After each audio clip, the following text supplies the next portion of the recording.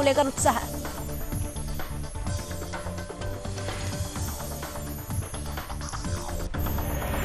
देहरादून स्थित मुख्य सेवक सदन में कार्यक्रम, सीएम धामी कार्यक्रम में हुए शामिल। सीएम ने हाइजीन एजुकेशन प्रोग्राम का किया शुभारंभ। 13,000 प्राइमरी स्कूलों में चलाया जाएगा कैंपेन। मौसम विभाग ने जताया अनुमान, 18 अगस्त से फिर बदलेगा मौसम। मैदान से लेकर पहाड़ तक 3 दिन भारी बारिश के लिए येलो अलर्ट किया गया जारी। 2025 तक ड्रग्स मुक्त होगा। उत्तराखंड पुलिस प्रशासन ने की कार्यशाला में पुलिसकर्मियों ने ड्रग्स मुक्त होने का दिया संकल्प।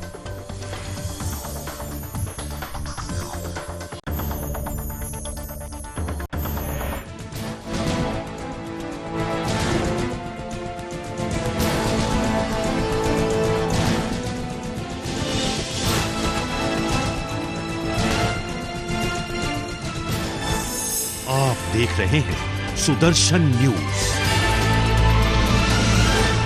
नमस्कार, सुदर्शन न्यूज पर अपना उत्तराखंड देख रहे हैं आप और मैं हूं आपके साथ बागीशा। बुलेटिन की शुरुआत करें खबर उत्तराखंड के देहरादून से है, जहां बटर फेस्टिवल धूमधाम से मनाया जा रहा है। इसी कड़ी में उत्तराखंड के मुख्यमंत्री पुष्कर सिंह धामी ने उत्तराखंड वासियों को बटर फेस्टिवल की शुभकामनाएं दी। उन्होंने कहा सभी क्षेत्रवासियों को एंडूडी उत्सव यानी कि बटर फेस्टिवल की हार्दिक शुभकामनाएं। साथ ही सीएम धामी ने कहा कि मेरी इच्छा थी कि मैं भी आप सभी के मध्य आकर बटर फेस्टिवल में उपस्थित रहूं, लेकिन मौसम की खराबी की वजह से यह संभव नहीं हो पाया। आशा करता हूं कि शीघ्र ही आप सभी के बीच आकर आपसे भेंट करूंगा।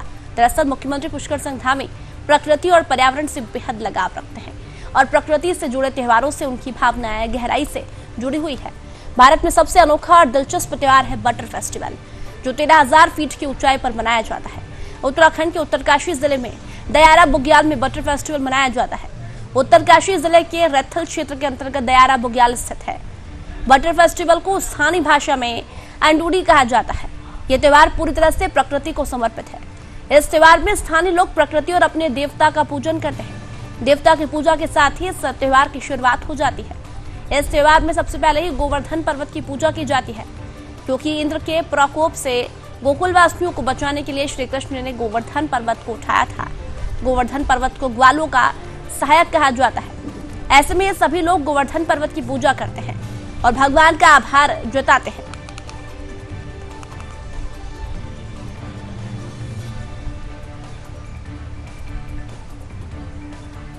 प्रणाम, नमस्कार। दयारा बुग्याल अंडूडी महोत्सव बटर फेस्टिवल की आप सबको बहुत बहुत शुभकामनाएं। मुझे भी आप सबके बीच में आना था, मौसम खराब होने के कारण से मैं आपके बीच में नहीं पहुंच रहा हूं। यहीं से मैं अपनी शुभकामनाएं आप तक पहुंचा रहा हूं। जल्द ही आप सबके बीच में आऊँगा, आप सबसे मिलूँगा। आप सबको बहुत बहुत शुभकामनाएं, बहुत बहुत धन्यवाद। वीर गति को प्राप्त हुए लांस नायक चंद्रशेखर का पार्थिव शरीर हल्द्वानी पहुंच गया है। बलिदानी को श्रद्धांजलि देने के लिए यहां लोगों का सैलाब उमड़ पड़ा। बलिदानी चंद्रशेखर का पार्थिव शरीर मंगलवार को घर लाया गया और स्थानीय लोगों ने उनके सम्मान में और श्रद्धांजलि देने के लिए पूरी गली को तिरंगामय कर दिया। बता दें कि बलिदानी लांस नायक चंद्रशेखर हरबोला का पार्थिव शरीर देशभक्ति के जय घोष के साथ में घर पर लाया गया, जहां तकरीबन 10 मिनट परिजनों को अंतिम दर्शन कराए गए। इसके बाद बलिदानी के पार्थिव शरीर को श्रद्धांजलि स्थल पर लाया गया है, जहां सीएम धामी समेत कई दिग्गज शामिल हुए हैं। वहीं बलिदानी चंद्रशेखर हरबोला को सीएम धामी समेत कई दिग्गजों ने श्रद्धांजलि अर्पित की। साथ ही सीएम धामी ने बलिदानी के परिजन से मुलाकात कर उन्हें हर संभव मदद दिलाने का भरोसा दिया। बता दें कि 29 मई 1984 को सियाचिन में ऑपरेशन मेघदूत के दौरान लांस नायक चंद्रशेखर हरबोला एवलॉच में वीरगति को प्राप्त हो गए थे और 38 साल बाद सेना ने उनके पार्थिव शरीर को खोज निकाला है। बीते 14 अगस्त को उनके परिजनों को पार्थिव शरीर मिलने की सूचना दी गई थी। इधर शहीद चंद्रशेखर का पार्थिव मिलने की सूचना पर 38 साल पुराना दर्द एक बार फिर उनके परिजनों की आंखों में उतर आया। वहीं मेयर योगेंद्र सिंह रौतेला भी बलिदानी चंद्रशेखर के घर पहुंचे और परिजनों से मुलाकात कर उनका ढांढस बंधाया।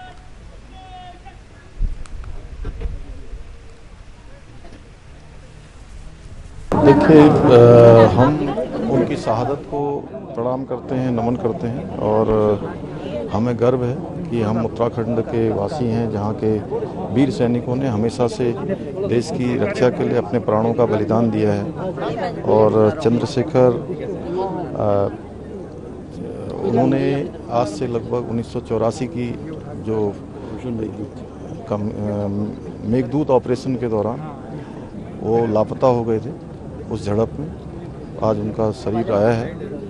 हम पूरे उत्तराखंड सरकार की तरफ से, उत्तराखंड की जनता की तरफ से उनको नमन करते हैं और उनके पारिवारिक जनों के लिए जो भी हमसे, उनके परिवार के लिए हम उनके साथ हैं। उनकी शहादत हमेशा से हमारे लिए स्मरण में रहे, उत्तराखंड के आने वाली पीढ़ी के लिए स्मरण में रहे। उसके लिए हम हमेशा जो भी उनकी स्मृति में हो वह काम। उत्तराखंड के सीएम पुष्कर सिंह धामी ने मंगलवार को मुख्यमंत्री आवास स्थित मुख्य सेवक सदन में Dettol school hygiene education programme Uttarakhand का शुभारंभ किया। बता दें कि Dettol school hygiene education programme Uttarakhand के सभी 13 जनपदों के 13,000 प्राथमिक स्कूल में चलाया जाएगा। इसके लिए शिक्षा महानिदेशक और श्री बंशीधर तिवारी और डायरेक्टर एक्सटर्नल अफेयर्स और partnership SOA Reckitt Shri Ravi Bhatnagar के मध्य एमओयू भी हस्ताक्षरित किया गया। इसी दौरान सीएम धामी ने कहा कि Dettol school hygiene education programme से बच्चों में स्वच्छता के प्रति और दैनिक व्यवहार में परिवर्तन आएगा। उन्होंने कहा है कि बच्चों में व्यक्तिगत, स्कूलों, घरों, साथ ही आसपास के क्षेत्रों में स्वच्छता के प्रति जागरूकता लाना जरूरी है। उन्होंने ये भी कहा कि जन्म से 6 साल की आयु तक बच्चों का मानसिक और शारीरिक विकास सबसे तेज होता है। जीवन के शुरुआती चरण में बच्चों को जो अनुशासन मिलता है उसी का अनुसरण कर बच्चे आगे बढ़ते हैं। आने वाले 25 साल देश का अमृतकाल के होंगे। आज के बच्चे 25 साल बाद देश के कर्णधार होंगे। इनको सही दिशा देना जरूरी है। साथ ही मुख्यमंत्री ने कहा कि राष्ट्रीय शिक्षा नीति 2020 को लागू करने वाला उत्तराखंड देश का पहला राज्य है।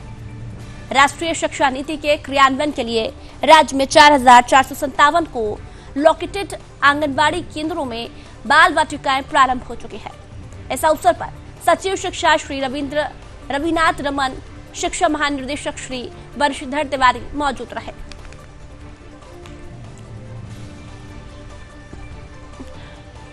पिछले कुछ दिनों से मानसून के शांत रहने के बाद एक बार फिर बृहस्पतिवार से राजधानी दून समेत मैदान से लेकर पहाड़ तक कहीं कहीं भारी बारिश के आसार हैं।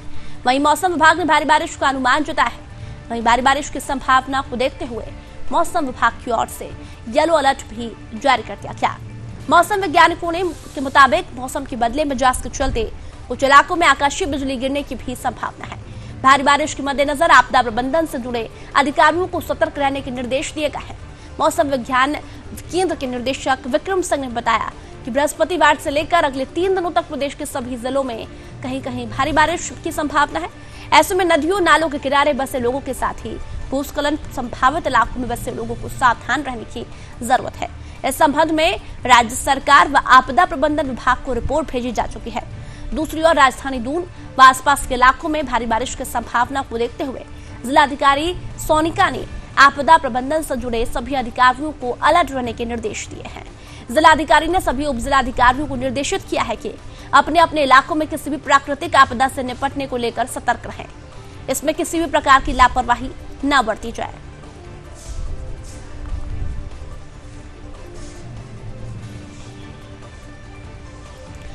खबर उत्तराखंड से है, जहां पुलिस प्रशासन की तरफ से कार्यशाला आयोजित की गई, जिसमें उत्तराखंड के डीजीपी अशोक कुमार भी शामिल हुए हैं।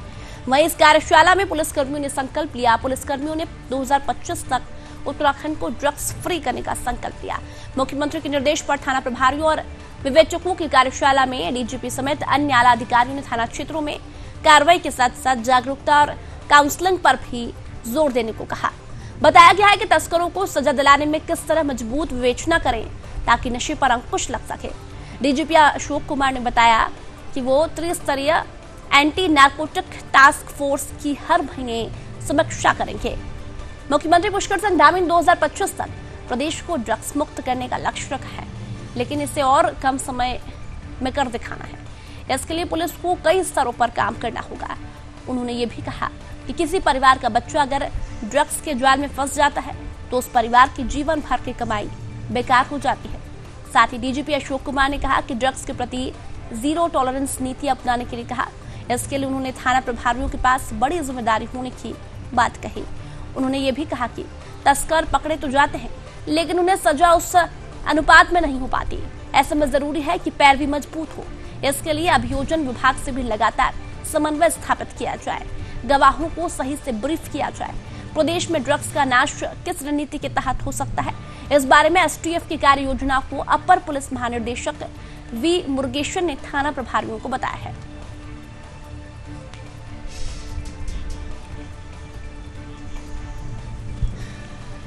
उत्तराखंड में उस समय हड़कंप मच गया जब श्रीनगर एनएच पर बागवान के पास एक प्राइवेट बस और बाइक की जबरदस्त टक्कर हो गई।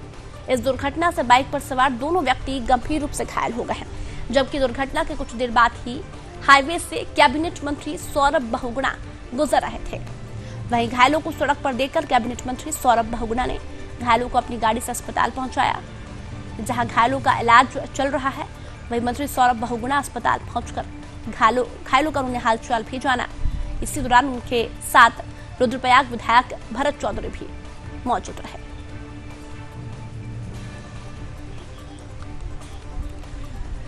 जिन्हें देश से प्यार नहीं होता, उन्हें देश के स्वाभिमान से भी प्यार होता, ऐसा ही कुछ नजर आया है उत्तराखंड के रुड़की में, जहां मुस्लिम समुदाय एक बार फिर राष्ट्रध्वज तिरंगे का अपमान कर रहा है। जिस तिरंगे के स्वाभिमान की खातिर देश की वीर सीमा पर बलिदान हो जाते हैं, उस तिरंगे को एक जिहादी द्वारा अपमान किया गया।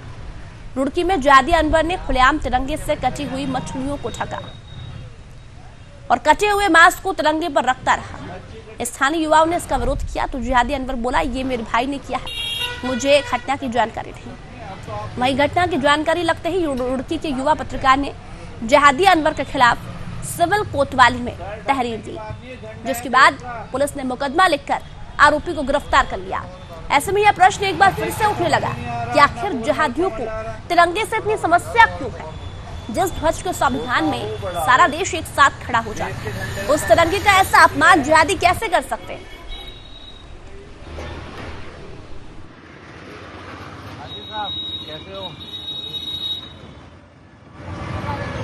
देखिए, मुस्लिम समाज का व्यक्ति है और जिस मीट का जो मच्छी के मीट का जो कारोबार करता है, उसने क्या कर रखा था, एक बर्तन में मीट मच्छी के सर के जो टुकड़े होते हैं वो रखे होते हैं, ऊपर से राष्ट्रीय ध्वज से उसे ढका हुआ था। राष्ट्रीय ध्वज हमारे भारत देश का गौरव है, हमारा सम्मान है। इस तरीके से अगर कोई भी घटना, वो कोई भी समाज का हो, चाहे वो हिंदू समाज का हो, चाहे मुस्लिम समाज का व्यक्ति होगा, अगर इस तरह की कोई घटना होती है या हमारे राष्ट्रीय ध्वज का अपमान होता है, उसका खुलकर विरोध किया जाएगा और आगे भी इसी तरीके से मुकदमा दर्ज करवाया जाएगा। जब आपने तहरीर दी, पुलिस की क्या प्रतिक्रिया? पुलिस द्वारा सुसंगत धाराओं में मुकदमा दर्ज कर दिया गया है। उत्तराखंड के ऋषिकेश बद्रीनाथ हाईवे पर दर्दनाक हादसा हो गया। बता दें कि बचेली खाल के पास खाई में गिरकर एक 65 वर्षीय बुजुर्ग की दर्दनाक मौत हो गई। दरअसल देवप्रयाग थाना पुलिस से मिली जानकारी के मुताबिक अकोला महाराष्ट्र निवासी बुजुर्ग कुमुद अपने पति रामशंकर राव के साथ तीर्थ यात्रा पर आई थी। बद्रीनाथ के दर्शन करने के बाद दोनों पति पत्नी बस में सवार होकर हरिद्वार के लिए निकले। देवप्रयाग थाना क्षेत्र अंतर्गत अचानक बस में बुजुर्ग की तबीयत खराब हो गई। ड्राइवर से बस रुकवाकर बुजुर्ग उल्टी करने के लिए नीचे उतर गई। अचानक बुजुर्ग का बैलेंस बिगड़ा और वो देखते ही देखते खाई में जा गिरी, जिससे बुजुर्ग की मौत हो गई। वही मामले की सूचना घटनास्थल पर मौजूद लोगों ने पुलिस और एसडीआरएफ को दी। वही मौके पर पहुंची पुलिस और एसडीआरएफ ने खाई से बुजुर्ग का शव निकाला। फिलहाल मामले की सूचना बुजुर्ग के परिजनों को दी गई है। वहीं पुलिस ने शव कब्जे में लेकर पोस्टमार्टम के लिए भेज दिया है।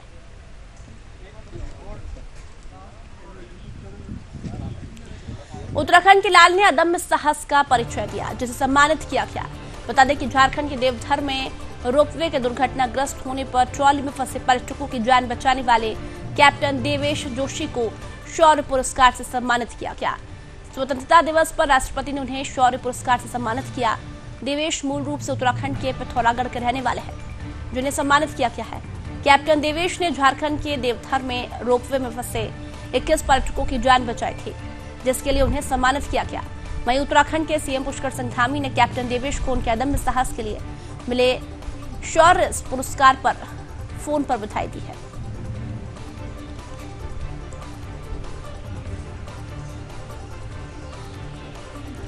उत्तराखंड में कोटद्वार के विक्टोरिया क्रॉस गबर सिंह कैंप में 19 अगस्त से होने वाली प्रदेश की पहली अग्निपथ भर्ती योजना को लेकर डीएम ने संबंधित विभागों के अधिकारियों की बैठक ली। उन्होंने अधिकारियों से भर्ती को लेकर व्यवस्थाएं चाक चौबंद करने के निर्देश दिए हैं। डीएम ने कहा कि भर्ती होने के लिए आने वाले युवाओं को कोविड का वैक्सीनेशन प्रमाण पत्र लाना जरूरी है। सेना भर्ती अधिकारी कर्नल मनीष शर्मा की अध्यक्षता में बैठक में डीएम डॉक्टर विजय कुमार जोगदंडे ने लोनीवीर दुगड्डा के अधिशासी अभियंता को चिन्हित स्थानों पर बैरिकेडिंग और पार्किंग एरिया पर व्यवस्था बनाने को कहा। स्वास्थ्य विभाग को मेडिकल स्टाफ एम्बुलेंस की तैनाती से संबंधित सूची उपलब्ध कराने, शिक्षा विभाग को भर्ती में युवाओं के प्रमाण पत्रों की जांच गंभीरता पूर्वक करने, ऊर्जा निगम को बिजली सप्लाई सुचारू रखने के निर्देश दिए हैं। डीएम ने कहा कि भर्ती होने के लिए आने वाले युवाओं को वैक्सीनेशन प्रमाण पत्र भर्ती स्थल पर लाना आवश्यक है। साथ ही प्लास्टिक का उपयोग प्रतिबंध रहेगा।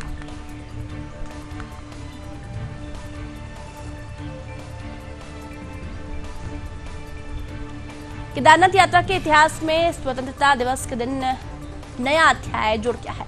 सोमवार को 9,635 श्रद्धालुओं ने बाबा केदार के दर्शन किए, जिसके बाद यात्रा काल में धाम में दर्शनार्थियों का आंकड़ा 1,80,083 पहुंच गया, जो नया रिकॉर्ड है। इससे पहले 2019 में इससे कम श्रद्धालुओं ने केदारनाथ पहुंचकर दर्शन किए थे। इसी साल 6 मई से शुरू हुई केदारनाथ यात्रा में कपाटों से ही श्रद्धालुओं में खासा उत्साह देखने को मिला। यात्रा शुरू होने से सिर्फ 6 दिनों में ही धाम में दर्शनार्थियों का आंकड़ा 1 लाख पहुंच गया था। मई के 26 दिनों में ही बाबा के दर्शनों के लिए 4 लाख से अधिक यात्री केदारनाथ पहुंचे। ये पहला मौका है जब जुलाई से 15 अगस्त तक डेढ़ माह में धाम में 17,06,483 श्रद्धालु पहुंचे। यात्रा से हेलीकॉप्टर, घोड़ा खच्चर, डंडी कंडी के कारोबार को भी रफ्तार मिली। साथ ही यात्रा मार्ग व पैदल मार्ग के बाजारों व पड़ावों पर रोजगार को नया आयाम मिला। बद्रीनाथ केदारनाथ मंदिर समिति के अध्यक्ष अजयेंद्र अजय का कहना है कि इस साल केदारनाथ यात्रा ने नया आयाम स्थापित किया। वहीं जिलाधिकारी मयूर दीक्षित ने बताया है कि मानसून के बाद यात्रा की फिर से रफ्तार पकड़ने की उम्मीद है। 4 धामों में तीर्थयात्रियों को बेहतर स्वास्थ्य सुविधाएं उपलब्ध कराने के लिए पहली बार स्वास्थ्य विभाग ने यात्रा मार्गों पर 9 स्थानों पर हेल्थ स्क्रीनिंग शुरू की।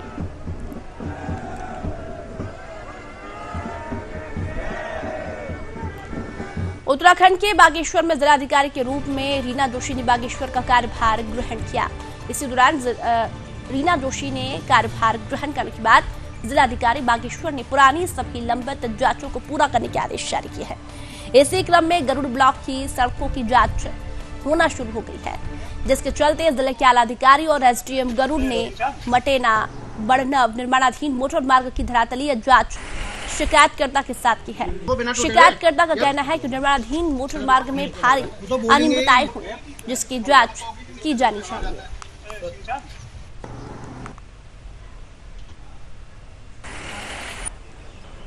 बिना टूटे हुए जिलाधिकारी बागेश्वर को जिनखोला मचेना जो मोटरमार्ग है बंड है, उसमें भारी अनियमितता की गई है और एक पुल जो वहाँ पे है उसमें भी भारी अनियमितता की गई थी। तो डीएम साहब ने एक जांच समिति गठित की थी। जांच कमेटी में हमारे जो है आरएस ग्रामीण निर्माण विभाग के अभियंता, सिंचाई विभाग के अभियंता और तमाम जांच टीम आज मौके पे थी। मुझे ये लगा जब वहाँ पे हमारी जांच चल रही थी तो ये पहले ही एक प्री प्लान जो हमारे इंजीनियर जो लॉबी थी हमारी समिति थी वो एक प्री प्लान जो है वहाँ पे वो करके आए थे कि किस तरह से हमें इस जाँच को भ्रमित करना है। कुल मिला के जो हमारे पास जो मेरे पास वीडियो है, जो मेरे पास वीडियो रिकॉर्ड है, उसमें साफ साफ दिख रहा है कि ये पत्थर जो है नदी का है, आरबीएम है, बिना काटा पत्थर है। लेकिन सारे इंजीनियर एक लहजे में जो बोल रहे थे कि नहीं ये तो क्रेशर का पत्थर है। तो मैं जरूर चाहूंगा कि इस मामले में मैं माननीय उच्च न्यायालय की शरण लूंगा और इसके हायर टेक्निक की जाँच IIT दिल्ली या IIT रुड़की से कराऊँ। अब पहाड़ों पर जल्द ट्रेनें दौड़ेंगी। बता दें कि ऋषिकेश कर्णप्रयाग रेल परियोजना के निर्माण में लगे रेल विकास निगम ने 50 किलोमीटर लंबी सुरंग बनाकर तैयार कर दी। कुल 125 किलोमीटर लंबे ट्रैक में 105 किलोमीटर हिस्सा सुरंगों के अंदर होगा। रेल विकास निगम 4 दिन में करीब 1 किलोमीटर सुरंग का निर्माण कर रहा है। बता दें कि ऋषिकेश कर्णप्रयाग रेल परियोजना में कुल 17 सुरंगें होगी। इसके लिए RVNL ने जर्मनी में 2 मशीनें बनवाई है, जिसमें एक मशीन के देवप्रयाग पहुंच गई है। दूसरी मशीन भी जल्द ही समुद्री मार्ग से भारत पहुंचेगी। रेल विकास निगम के परियोजना प्रबंधक के ओम प्रकाश मालगुड़ी ने बताया कि 125 किलोमीटर लंबी ऋषिकेश कर्णप्रयाग रेल परियोजना की 9 पैकेज में 80 प्रवेश द्वार होंगे। करीब 50 प्रवेश द्वार तैयार हो चुके हैं। किसी भी आपदा जैसे भूकंप, बाढ़ और आग से निपटने के लिए IIT रुड़की के विशेषज्ञों की ओर से साइट स्पेसिफिक स्पेक्ट्रम स्टडी तैयार की गई। इसे विदेशों के प्रतिष्ठित विशेषज्ञों की ओर से जांचा किया है। बता दें कि भूस्खलन से बचने के लिए कोरल स्टेबलाइजेशन किया गया है। सभी बातों को ध्यान में रखकर सुरंगों का डिजाइन तैयार किया गया। सभी पैकेज में पर्यावरण, स्वास्थ्य और सुरक्षा का ध्यान रखा गया। इस काम के लिए सभी पैकेज पर एक ठेकेदार और RVNL का एक कर्मचारी तैनात रहता है। किसी भी प्रकार आपदा से बचने के लिए सुरंगों को सुरक्षित बनाया जा रहा है।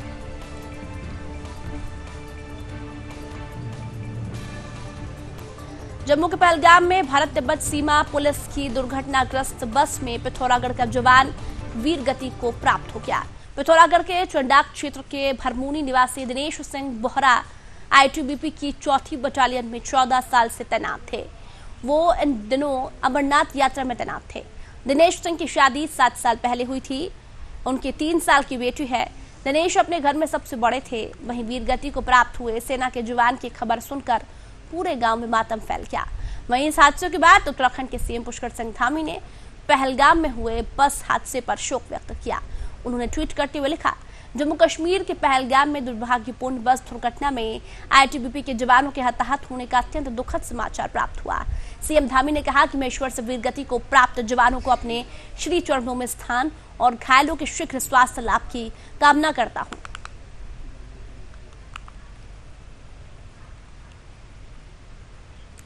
खबर उत्तराखंड से है, जहां उत्तराखंड सरकार युवाओं के हित के लिए काम कर रही है। बता दें कि प्रदेश के कम पढ़े लिखे युवाओं को छोटे रोजगार के लिए अब अपना घर नहीं छोड़ना पड़ेगा। जल जीवन मिशन के तहत सरकार ऐसे युवाओं को नजदीकी ITI पॉलिटेक्निक से प्रशिक्षण देकर गांव में ही काम देगी। वो प्लम्बर, मिस्त्री बनकर पेयजल योजनाओं के रखरखाव, नए कनेक्शंस, पुराने कनेक्शन से जुड़े काम करेंगे।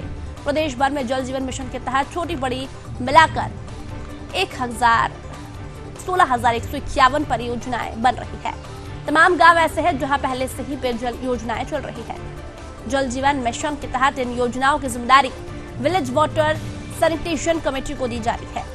एक बार घर घर तक नल लगने के बाद इनके रखरखाव, नए कनेक्शन लगाने, पुरानी लाइन की मरम्मत करने के लिए बड़ी संख्या में युवाओं की जरूरत है। पेयजल विभाग ने तय किया है कि इसके लिए तकनीकी शिक्षा विभाग से सहयोग लिया जाएगा। गांव के निकटतम ITI पॉलिटेक्निक में युवाओं को प्लम्बर, मिस्त्री के लिए विशेष प्रशिक्षण दिया जाएगा। ये प्रशिक्षण सितंबर से शुरू होने जा रहा है। सरकार ने तय किया है कि सभी सरकारी इंजीनियरिंग कॉलेजों के BTech अंतिम साल के छात्रों को भी जल जीवन मिशन की योजनाओं का प्रशिक्षण दिया जाएगा। उन्हें अंतिम साल की 1 महीने की ट्रेनिंग के बाद पेयजल विभाग की ओर से प्रमाण पत्र भी दिया जाएगा। पेयजल विभाग की रिपोर्ट बनाकर विभाग में जमा कराने का ही प्रमाण पत्र मिलेगा।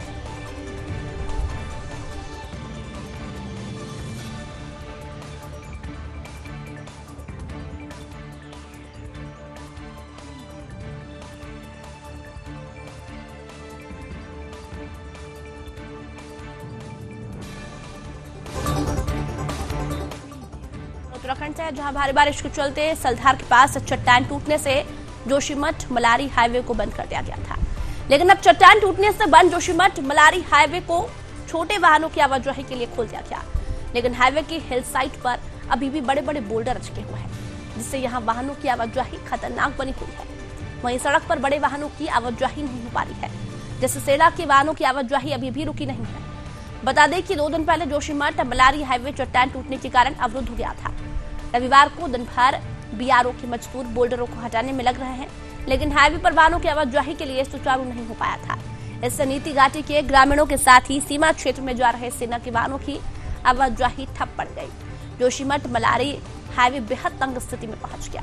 यहाँ कई जगहों पर भूस्खलन और भू धसाव हो रहा है। रैणी गांव के पास चट्टानी भाग से रह रहकर भूस्खलन हो रहा है। ग्रामीण बोल्डरों के ऊपर से ही जान जोखिम में डालकर आवाजाही कर रहे हैं। इधर BRO के कमांडर कर्नल मनीष कपिल ने कहा है कि हाईवे बड़े वाहनों की आवाजाही के लिए जल्द ही खोल दिया जाएगा।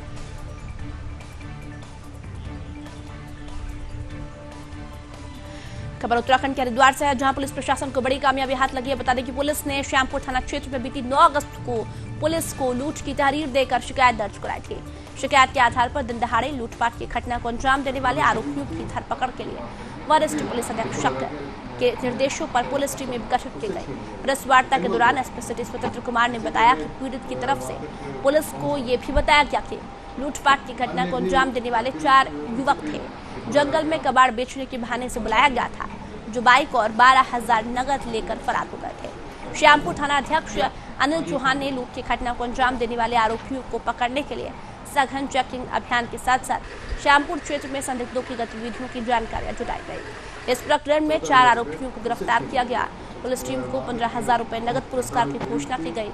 वहीं इस मामले में एसपी सिटी स्वतंत्र कुमार ने खुलासा करते हुए जानकारी दी। फिलहाल मामले में आरोपियों से पूछताछ जारी है।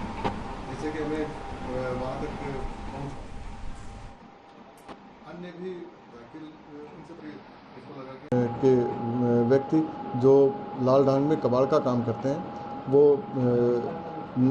बिजनौर के ही रहने वाले हैं। उनकी सूचना पे पुलिस जब गई तो पता चला कि उनको 4 व्यक्ति आए और कबाड़ लेने के बहाने उनको लेके गए साथ में, और जंगल के रास्ते में जहाँ पे किसी तरह का कोई कम्युनिकेशन भी नहीं था और सीसीटीवी फुटेज भी नहीं थी, वहाँ पे उनकी बाइक और उनसे पैसे लूट लिए। इस सूचना पे चूँकि वहाँ पे सीसीटीवी वगैरह कुछ नहीं था तो मैनुअली पुलिस ने एक अच्छा कार्य किया। इसमें टीम बनाई गई और हमारी एसपी मैम भी हैं और एसओ, दोनों लोग इसमें बहुत ही इंटरेस्ट के साथ कार्य भी किए।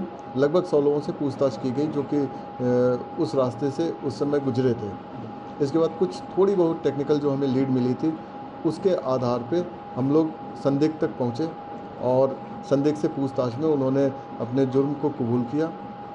घटना में प्रयुक्त जो 2 बाइक्स थी उसको भी बरामद किया गया और जो लूटी गई बाइक थी उसको भी बरामद किया गया। इसके अलावा 6,000 रुपये इनके पास से बरामद हुआ है और ये एक साथी टाइप के क्रिमिनल हैं जो इसके पूर्व में भी घटना को अंजाम दे चुके। और अपना उत्तराखंड में फिलहाल इतना ही। आप देखते रहिए सुदर्शन न्यूज। जय हिंद।